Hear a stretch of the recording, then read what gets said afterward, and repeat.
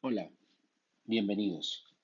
Soy Luis Gabriel Ortega Silva, médico cirujano de la Universidad del Cauca, magíster en salud pública de la Universidad del Valle y magíster en VIH-Sida de la Universidad Rey Juan Carlos de España. Soy asesor científico del Instituto Departamental de Salud de Nariño y miembro de la Asociación Colombiana de Infectología. El tema de hoy será infección por virus de la hepatitis B.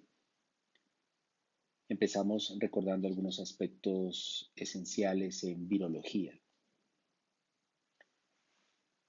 Los virus de las hepatitis virales se clasifican en virus séricos, es decir, aquellos que su transmisión es por sangre y fluidos, como lo es el virus de la hepatitis B, el virus de la hepatitis delta y el virus de la hepatitis C. Y los virus de carácter de transmisión infecciosa, como son el virus de la hepatitis A y el virus de la hepatitis E, cuya transmisión es la vía orofecal.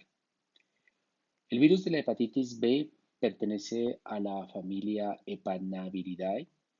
Se trata de un virus DNA envuelto, donde la principal vía de transmisión es a través de sangre y de fluidos corporales. Principalmente se destaca por la transmisión por la vía perinatal, la vía sexual y la vía parenteral. Existen aproximadamente 10 genotipos con distribución geográfica diferente, desenlaces y cursos de la infección también diferente y una respuesta al tratamiento diferente entre ellos. Sin embargo, actualmente con el presente tratamiento antiviral, la determinación de los genotipos prácticamente ya carece de relevancia y solamente se usa con fines epidemiológicos o con fines pronósticos en algunos casos muy seleccionados. En la estructura del virus de la hepatitis B se resalta principalmente pues, su cadena interior, que está conformado por el ADN del virus. Luego le sigue una proteína llamada el core, que es el que envuelve el ADN. Y finalmente una envoltura externa donde está presente principalmente la proteína del antígeno de superficie y también el antígeno E. Estas estructuras son detectadas a través de pruebas de sangre. Es posible detectar entonces el antígeno de superficie para hepatitis B. Es capaz de detectar también el antígeno E específico de la hepatitis B y también la detección del ADN, es decir, de la carga viral de hepatitis B. Estas estructuras permitirán no solamente establecer el diagnóstico, sino también la clasificación de la infección. En cuanto a la epidemiología, podemos resaltar que la infección por virus de la hepatitis B es un problema de salud pública a nivel mundial. Para el año 2015, la prevalencia mundial en promedio fue de 3,5%.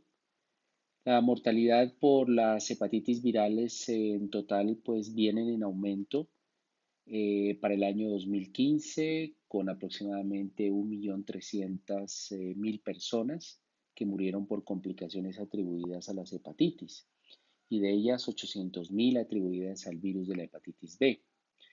De acuerdo al mapa que ustedes están viendo, un mapa mundial, vemos la prevalencia de las hepatitis B para algunos países de Latinoamérica que están alrededor con una prevalencia entre el 2 y el 4%, donde incluye también Colombia con esta misma prevalencia.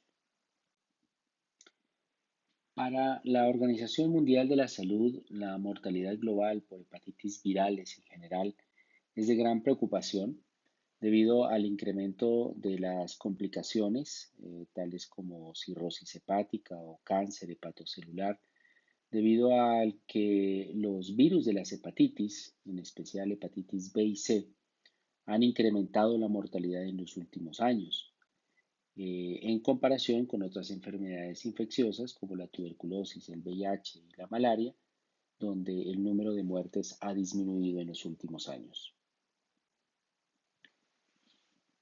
De todos los virus de las hepatitis, la que representa mayor tasa de mortalidad es la causada por el virus de la hepatitis B, con un incremento hasta el del 22% en el riesgo de mortalidad, en comparación con otro tipo de virus, hepatotropos.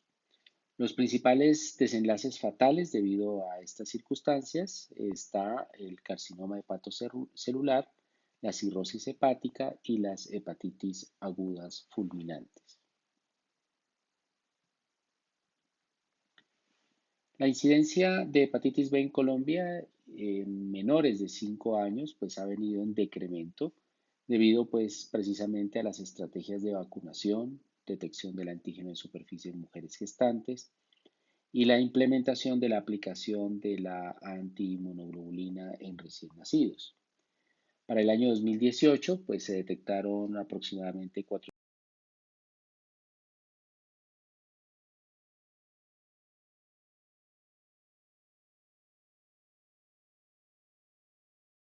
en especial lo que es la Amazonía, el Catatumbo y Magdalena. Para el resto de los departamentos, la prevalencia puede estar alrededor del 3%.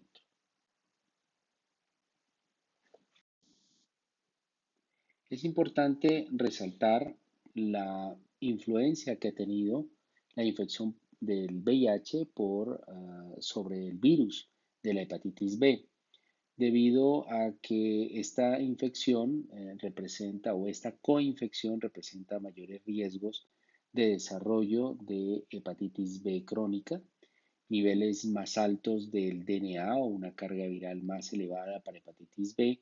Y esto pues lo que va a conllevar al final pues es a un incremento en la progresión de fibrosis, a una aceleración en la fibrosis, un aumento en la cirrosis, en la descompensación por cirrosis y muerte asociada a enfermedad hepática. Y en términos generales también a un mayor riesgo de carcinoma hepatocelular, que puede llegar incluso a ser 4 veces más alta que población no VIH. En cuanto a la historia natural, después de una infección aguda por virus de hepatitis B, entre un 80 y el 95% de los pacientes tendrán síntomas de infección aguda. Un 20% desarrolla síntomas subclínicos o fases asintomáticas y el 1% producirá una falla hepática aguda fulminante, que puede llevar a una mortalidad del 2,7%. Después de una infección aguda o una infección subclínica o asintomática, gran parte de los pacientes pueden tener una recuperación completa, desarrollarán sus anticuerpos contra el antígeno de superficie y tendrán así una protección natural. Sin embargo, esto va a depender de la edad del paciente. Es decir, que el riesgo de que después de una infección aguda pase a una infección crónica por hepatitis B será en un 90% si la infección aguda ocurre en neonatos, un 20% si ocurre en niños y menos del 5% de riesgo para hepatitis B crónica si la transmisión ocurre en adultos. La probabilidad de que un individuo con infección por hepatitis B aguda desarrolle una infección crónica entonces va a depender de su edad, como lo acabamos de ver, pero también tendrá otros factores como es la respuesta inmune y probablemente también las diferentes variables genotípicas que existen del virus. Por definición, una hepatitis B crónica es cuando existe la persistencia del antígeno de superficie en un periodo mayor a 6 meses. Una vez establecida la hepatitis crónica, la probabilidad de hacer cirrosis hepática será entre un 8 a un 20%.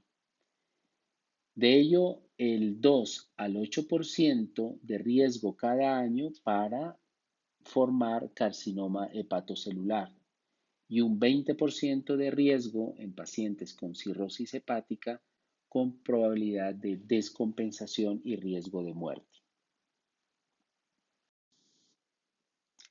Existen factores asociados a la producción de cirrosis o desarrollo de carcinoma hepatocelular.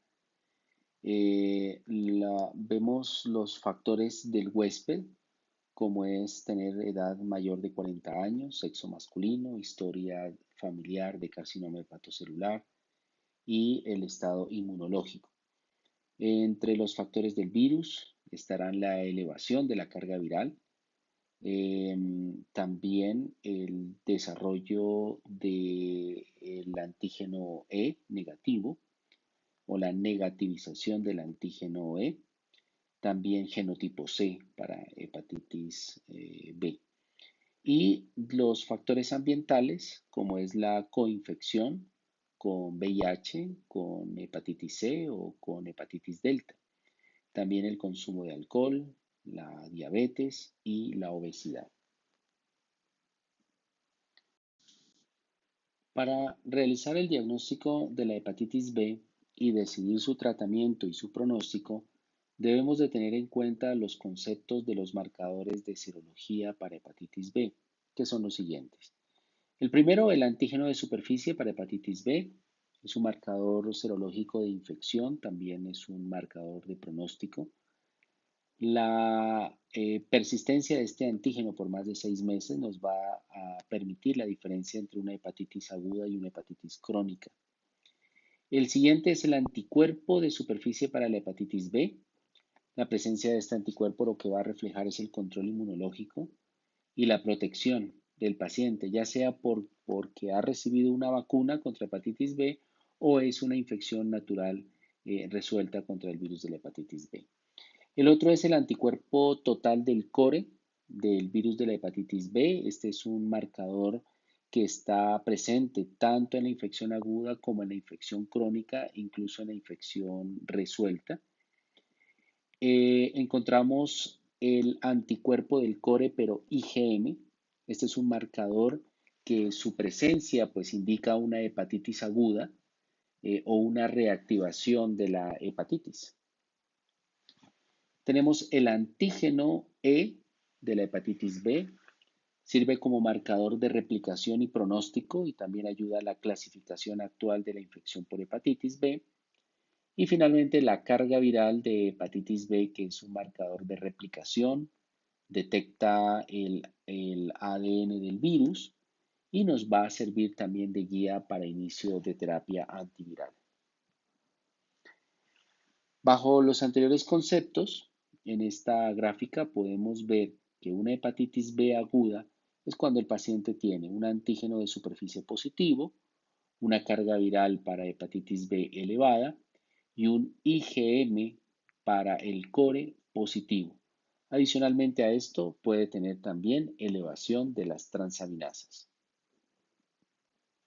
Una hepatitis B crónica es cuando el paciente tiene persistencia del antígeno de superficie por más de 6 meses, tiene un anticore total positivo y un core IgM negativo. La elevación de las transaminasas será fluctuante, será negativa o será elevada dependiendo de la clasificación que veremos en adelante.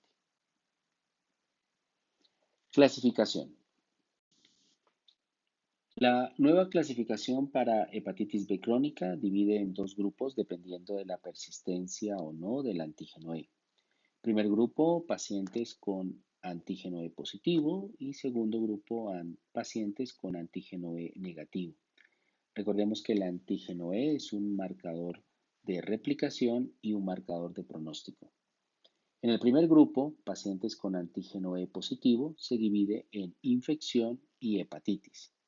Infección cuando sus transaminasas son normales y hepatitis cuando hay elevación de las transaminasas. Igual para el grupo de pacientes con antígeno E negativo.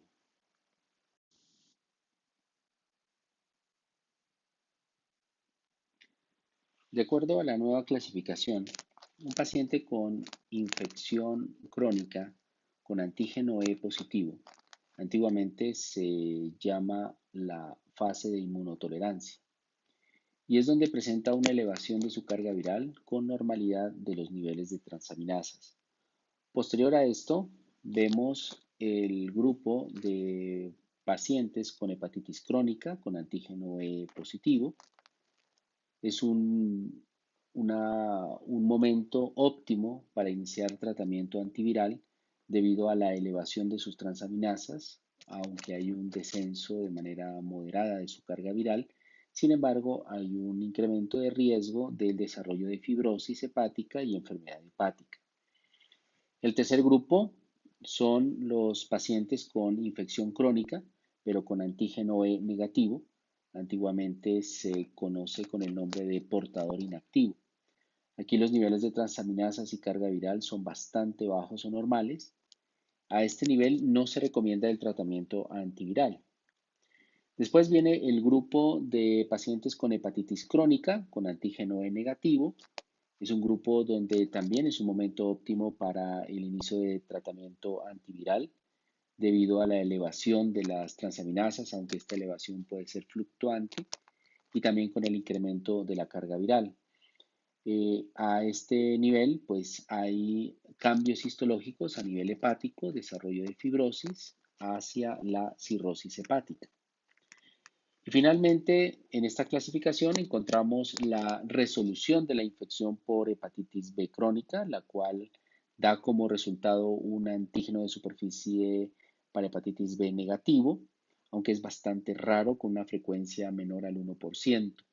Sin embargo, a pesar de que puede haber una probabilidad, aunque es baja, de una resolución de la infección, la probabilidad de reactivación del virus de la hepatitis B puede ser muy importante y puede ser elevada a lo largo del tiempo.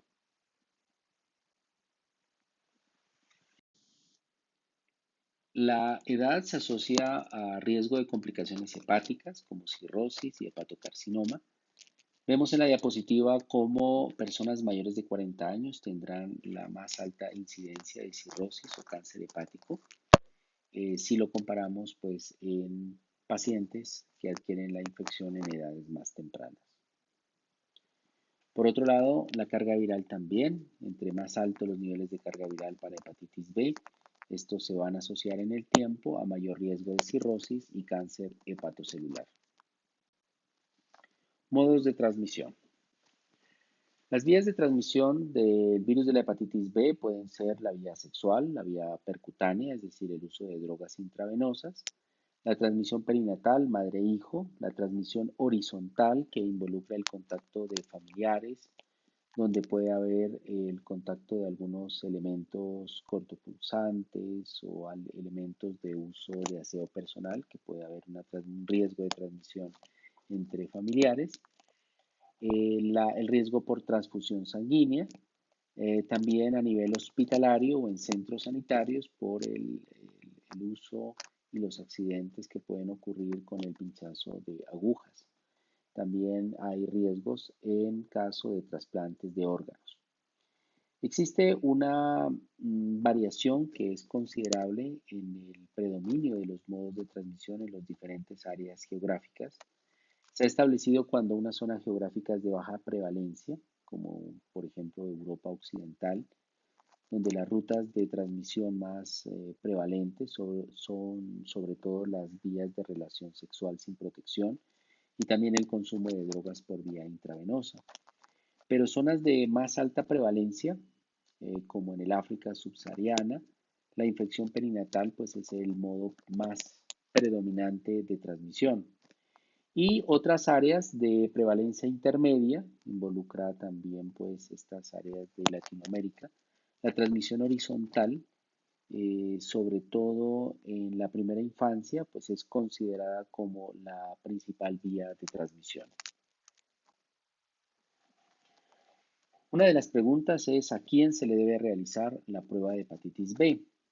De acuerdo al Ministerio de Salud, Protección Social, en las guías de práctica clínica del año 2016, se establece que es prioridad hacer las pruebas de hepatitis B a bebés nacidos de madres infectadas, parejas sexuales de las personas infectadas, personas con múltiples parejas sexuales, personas con una enfermedad de transmisión sexual, hombres que tienen relaciones sexuales con hombres, usuarios de drogas inyectables, contacto familiares de las personas infectadas, trabajadores de la salud, seguridad pública expuestos a sangre en su desempeño laboral, pacientes en hemodiálisis, residentes y personas de instituciones para personas con discapacidad del desarrollo, personas que viajan a regiones donde la tasa puede ser tasas intermedias o altas de prevalencia, es decir, mayor del 2%.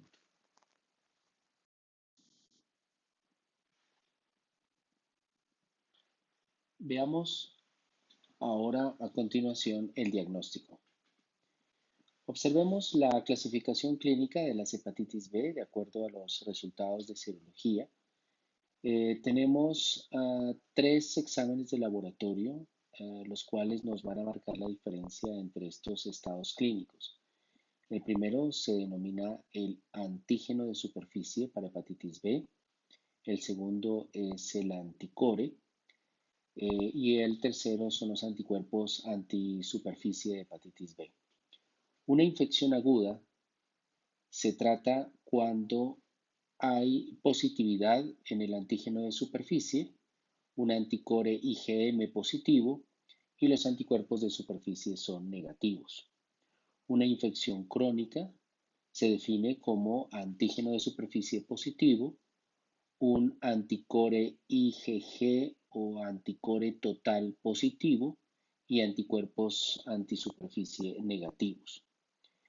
Hay otras dos posibilidades, una que es una infección resuelta, aquella que el antígeno de superficie es negativo, pero con un anticore total o IgG positivo y los anticuerpos antisuperficie son positivos. O una persona que ha recibido el esquema de vacunación antihepatitis B, en la cual tiene el anticore negativo, el antígeno de superficie negativo, pero es positivo para el anticuerpo antisuperficie. Y si los tres serologías son negativas, pues se habla de una persona que no tiene ningún tipo de infección, tampoco ha sido vacunado y por lo tanto se considera una persona susceptible para iniciar esquema de vacuna. ¿Cómo hacemos el diagnóstico? Y para esto pues aplicamos el algoritmo de diagnóstico para hepatitis B de la presente guía. Una persona con indicación de tamización para hepatitis B crónica debe basarse en sus factores de riesgo, a quienes debemos realizarlo inicialmente con el antígeno de superficie, lo hacemos también con el anticore total y con los anticuerpos de superficie para hepatitis B. Si el antígeno de superficie es positivo por más de 6 meses, entonces hacemos el diagnóstico de una hepatitis B crónica o cuando se tiene el antígeno de superficie positivo más anticuerpo core total positivo. Con un antígeno de superficie para hepatitis B negativo, pero con un anticuerpo de superficie positivo, entonces se debe evaluar si fue vacunado o está en desarrollo de una infección natural. Y para ello debemos de verificarlo con la presencia del anticore total. Tenemos algunos hallazgos en el cual los anticuerpos anticore total son positivos, sin embargo el antígeno de superficie es negativo y los anticuerpos antisuperficie también son negativos. Este tipo de casos se denomina el anticore aislado. ¿Es frecuente encontrarlo? Claro que sí. Este ocurre principalmente en ciertos grupos de riesgo. Se puede encontrar en usuarios de drogas recreativas endovenosas, pacientes con hepatitis C, pacientes con VIH, hemodiálisis, pacientes receptor de trasplante de órgano sólido y también en mujeres embarazadas.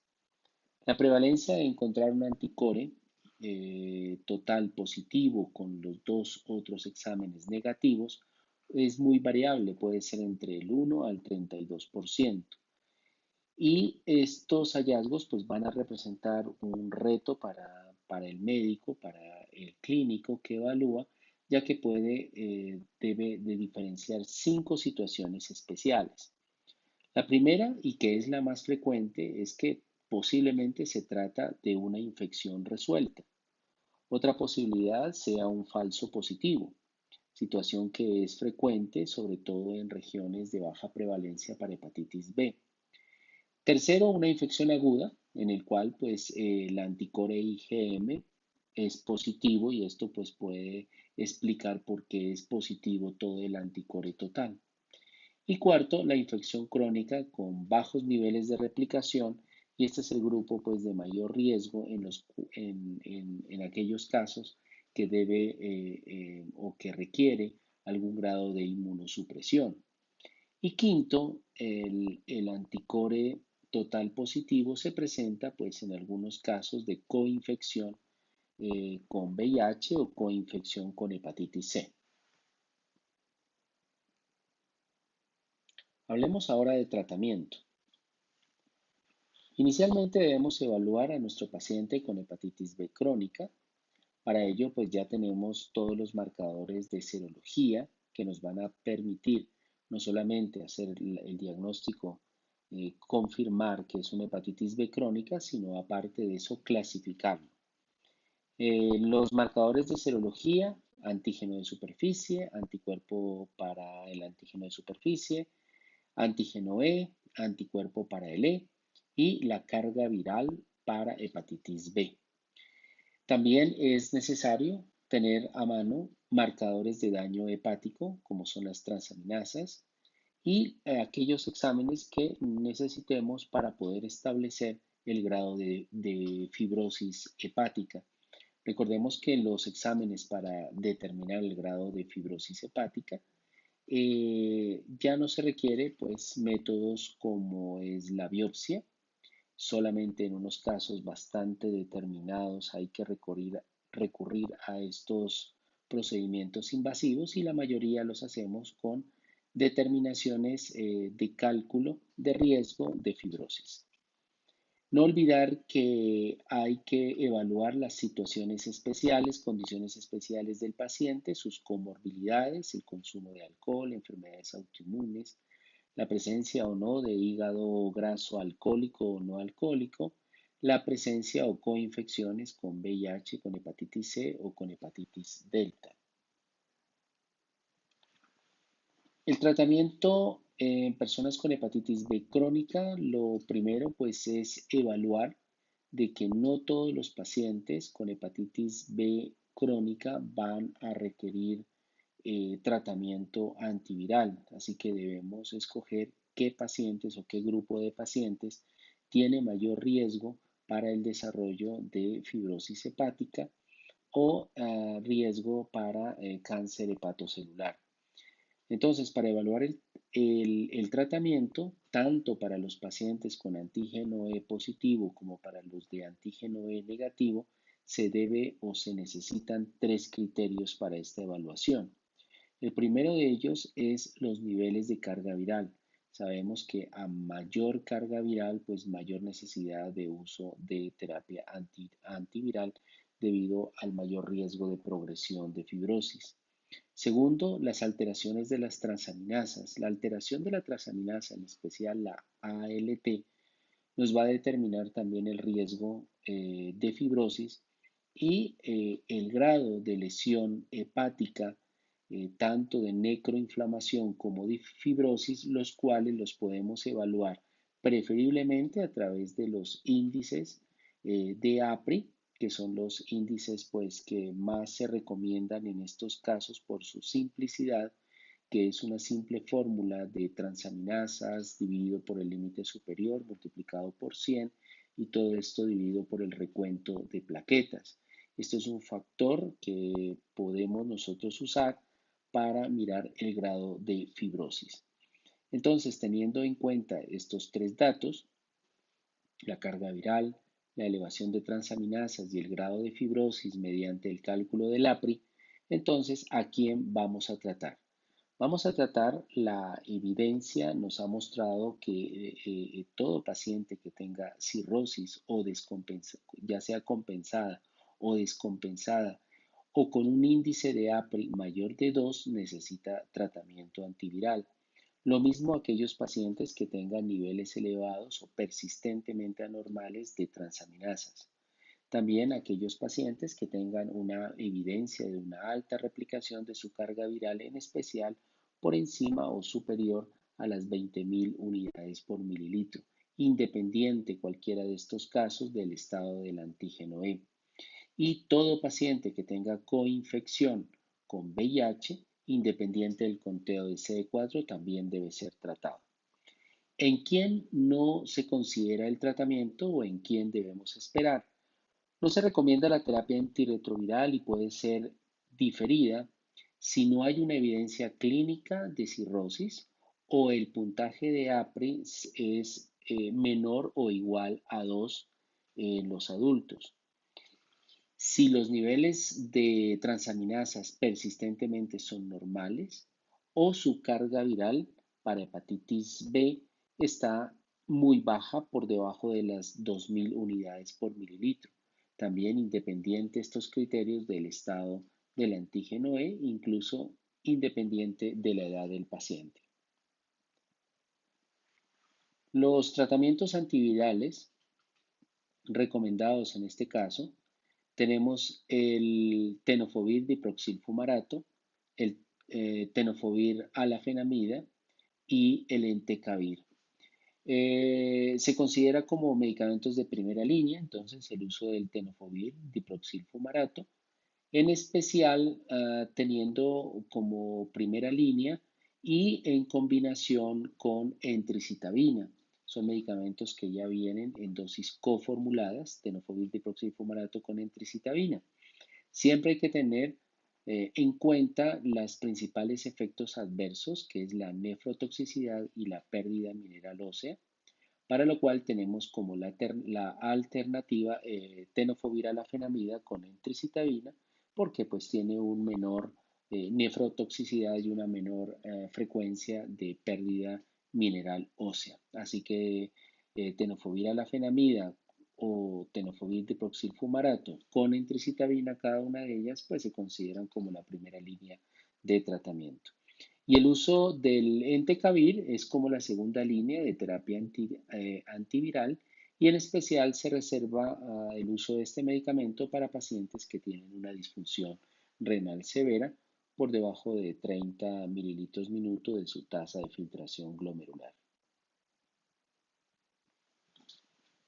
La terapia de hepatitis B debe ser a largo plazo.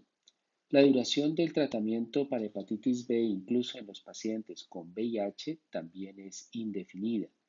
Debe hacerse un monitoreo continuo cada 6 meses de la respuesta del tratamiento mediante transaminasas y mediante la carga viral para hepatitis B.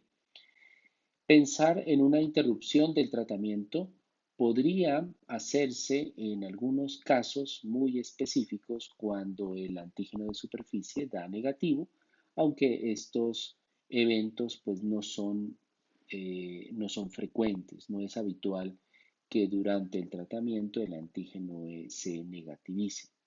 En el caso de personas que no tengan cirrosis o que hayan alcanzado una seroconversión del antígeno E y aquellos que tengan una carga viral para hepatitis B indetectable durante un tiempo más de 2 años, también podría pensarse en suspender el tratamiento.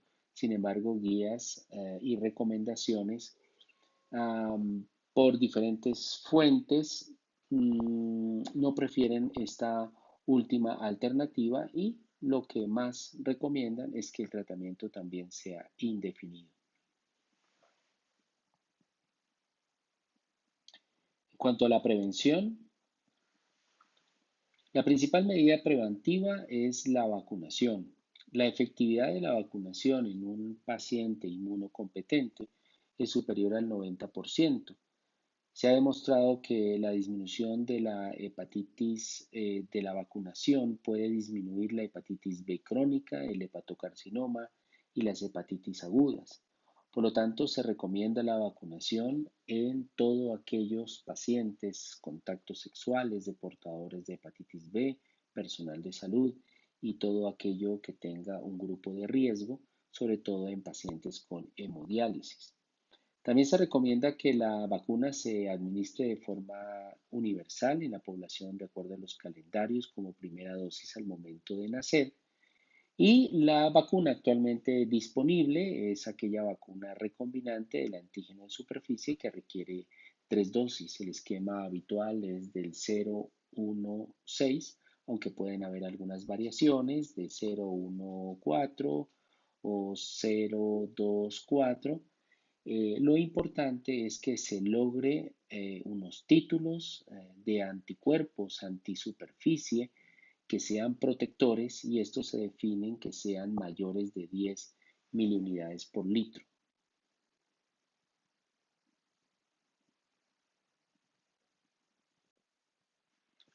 Este algoritmo es bastante importante que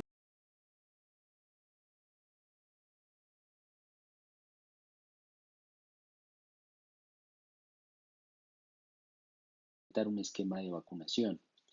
Entonces miremos que el paciente que tenga a riesgo de hepatitis B, cuando recibe un esquema de vacunación completa, la recomendación es a los entre 1 a 2 meses después de haber terminado la vacunación, realizarse los exámenes de titulación de anticuerpo de superficie para hepatitis B.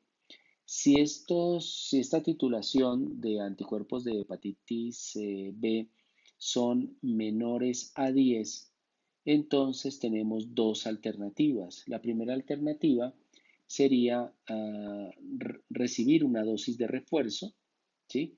Y más o menos a los 2 meses volver otra vez a medir la titulación. O la otra alternativa es repetir el esquema completo de tres dosis. Igualmente, cuando ya termine la última, a los 2 meses, hacer nuevamente la titulación.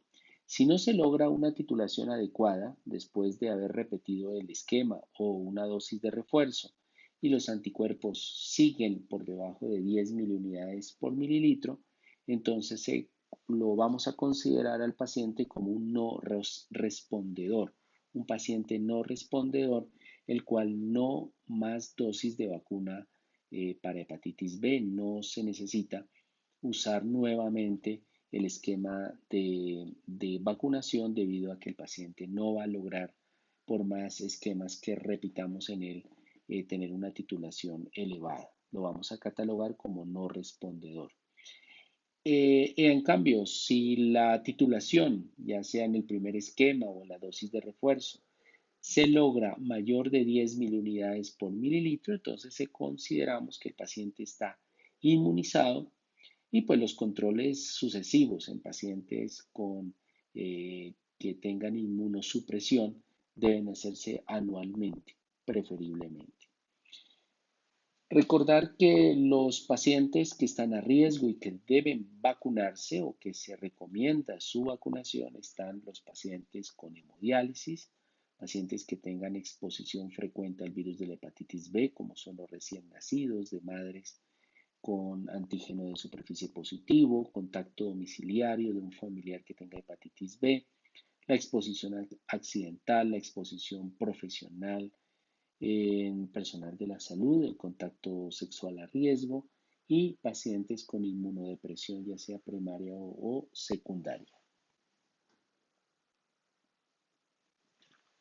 La profilaxis en la transmisión materno-infantil de la hepatitis B, la eliminación de la hepatitis B, pues como una amenaza dentro de la salud pública para el año 2030, pues cuenta de que debemos hacer una reducción de los casos nuevos a más del 90% y esto va a contribuir con una disminución en la mortalidad de los desenlaces fatales por cirrosis o por cáncer hepatocelular aproximadamente en el 65% predispuesto para este año 2030, de acuerdo pues a la Organización Mundial de la Salud. Pero primero tengamos en cuenta cuáles son los riesgos de transmisión vertical a la infección de hepatitis B al recién nacido.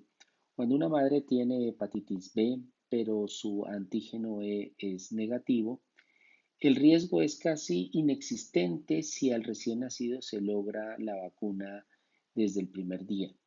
Si la madre es antígeno E positivo, el riesgo puede alcanzar hasta el 20% en niños vacunados al momento del nacer. Sin embargo, pues en este tipo de situaciones, la recomendación con toda madre con antígeno de superficie positivo independiente del antígeno E es que aparte de la primera dosis de vacuna al recién nacido, el recién nacido también reciba la inmunoglobulina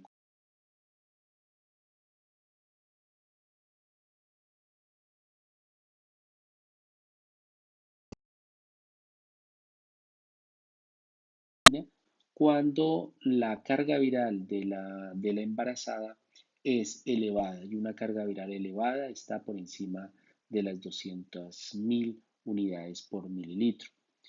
En caso contrario, pues no se recomienda a todas las gestantes usar tratamiento antiviral cuando las cargas virales no son elevadas. Y esto se deben pues a estos riesgos que hay que son muy bajos. Los riesgos de transmisión son bajos cuando el antígeno E es negativo y cuando es positivo, pues se eleva al 20%, pero vuelve y baja si se hace de manera adecuada la aplicación tanto de la vacuna para el recién nacido como de la inmunoglobulina. Entonces, todos los hijos de madres con antígeno de superficie positivos, independiente del antígeno E, independiente de la carga viral materna, deben recibir una dosis de vacuna. Y aparte de eso, la aplicación de 0.5 mililitros por vía intramuscular de inmunoglobulina. Se deben aplicar ambas y al mismo tiempo y preferiblemente a las primeras 12 horas de vida, pues aplicándolo obviamente en un lugar anatómico diferente, es decir, en la parte lateral del muslo, del lado izquierdo y del lado derecho.